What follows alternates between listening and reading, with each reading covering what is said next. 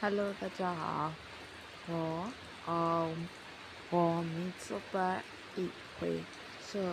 我不是老师，我是学生，我现在学习 HSK3，就今年嘛咯，ဘာလို့မနေ့ကတင်နေတာပေါ့နော်ရှမ်းမူပြီးသွားပြီပေါ့နော်ဒီနေ့မှာရွေးမူတရားကိုစစ်တင်တရားကိုစစ်လိလာမယ်ပေါ့နော်ဆိုတော့အစအနေပြန်နှိုးကြရအောင်တဲ့ဖြီးရင်ဆိုတာဘာကိုခေါ်လဲဆိုတော့ရှမ်းမူဆိုတဲ့ဖြီးရင်မူဆိုတဲ့တရားနဲ့ရှမ်းပြောက်ဆိုတဲ့အတန်သုံးခုလုံးပေါင်းပြီးတော့အတန်ထွက်လာတဲ့အခါကျမှသူကဖြီးရင်ပေါ့အဲ့ဒီစာလုံးစကားစုတစ်ခုလုံးကိုမှဖြည့်ရင်းလို့ခေါ်တာပေါ့နော်ဆိုတော့မနေ့ကတင်နေတဲ့ဒီရှမ်းမူဆိုတဲ့ဒီလေးကိုအစအနေပြန်နှိုးရအောင်ဆိုတော့ရှမ်းမူပြီးပေါ့နော်ဆိုပြမှာပေါ့နော်ဒီတိုင်းနဲ့နောက်ကနေပြီးတော့လိုက်ပြီးတော့ဆိုကြည့်ပေးပါဆိုတော့ပေါ်ခေါ်မောဖောပေထေနေလေကေခေခေជីချီရှိစစစဇူဆူဆူရူယီဝူခေဟော好的什么那这个菜个那个特殊表过了ပေါ်ဖောမောဖောပေထေနေလေကေခေခေជីချီရှိစစဂျူချူရှူရူယီအိုခေရမယ်နော်ဆိုင်ကောရှမ်းမူပြီးလေပြီးသွားပြီဆိုရင်ဒီမူဆိုတဲ့တရားကိုစစ်ပြီးတော့လေ့လာကြမယ်ဆိုတော့အကုန်လုံးက alphabet တွေကိုပဲအစားထိုးထားတာဖြစ်တယ်ဆိုတော့ဒီတိုင်းလဲဆိုပြလိုက်မယ်ပေါ့နော်အာအော်အေယီဝူယီနောက်ကနေပြီးတော့ပေါ့နော်လိုက်ဆိုကြည့်ပါနဲ့လည်းလိုက်ဆိုကြည့်ပါပေါ့နော်အာအော်အေယီဝူယီခေရမနော်အစနောက်တန်းတာအာနဲ့ယီနဲ့ပေါ့နော်I ဆိုတဲ့အတန်ကိုမှအဲ့လိုအမြန်ပေါ့I ဖြစ်တယ်I A နဲ့ယီနဲ့ A အမြန်ဆိုလိုက်တဲ့အတန်ပေါ့နော်A နဲ့ယီနဲ့ပေါင်းပြီးA ဝူးနဲ့ယီနဲ့ပေါင်းဝူးဆိုပြီး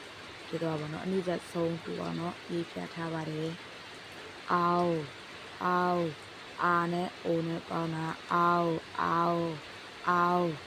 ဆက်လိုက်အော်အမြင်အော်ဆက်လိုက်အိုနဲ့ဦးနဲ့ပေါင်းအိုယူ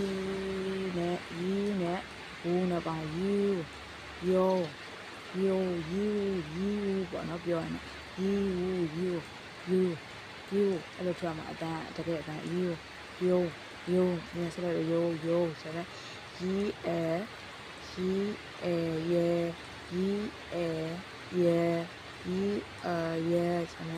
အတန်းတူတရားအနည်းဆက်ဆုံးရေးပြထားပါတော့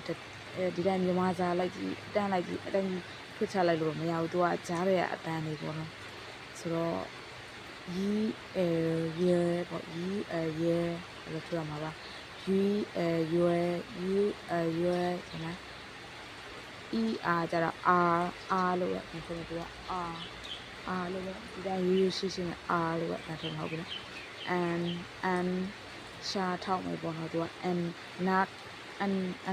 not တန်တဲ့ဆုံးပေါ့ and ဆိုပြီးတော့ရှာထောက်မယ် in and ငါ in not တန်တဲ့ဆုံးပေါ့yin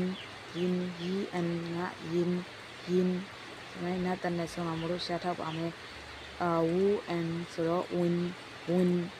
yi and yun ang ang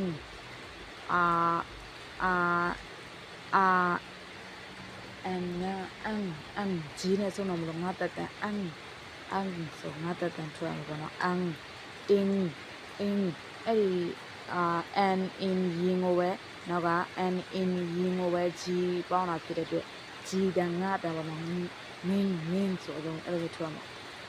ဆိုတော့ ang r နဲ့ဆိုရင် a နဲ့ဆိုရင် ang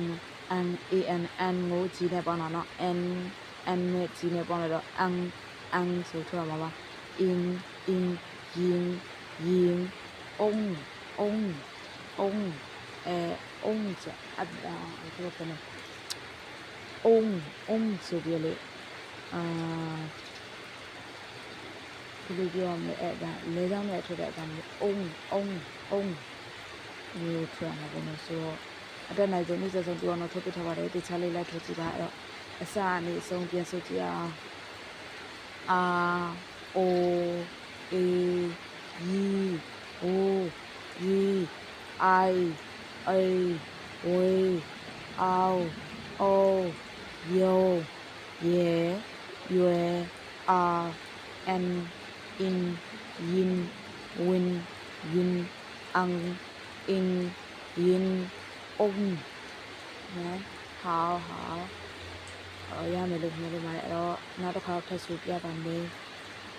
ရွတ်မူတရပေါ့နော်အာအော်အေyi o yi I a we